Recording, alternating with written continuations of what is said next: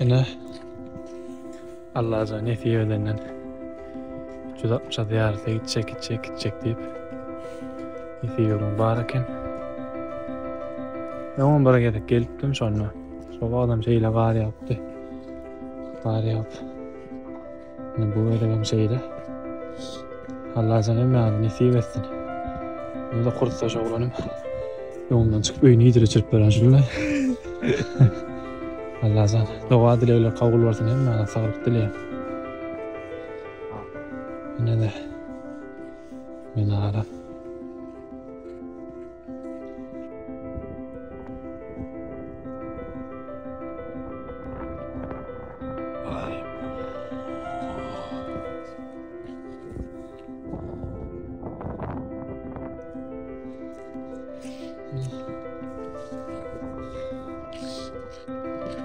Son değil oy.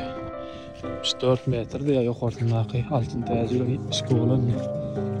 Nefibeden hala kitapkhana var ya. Depo var.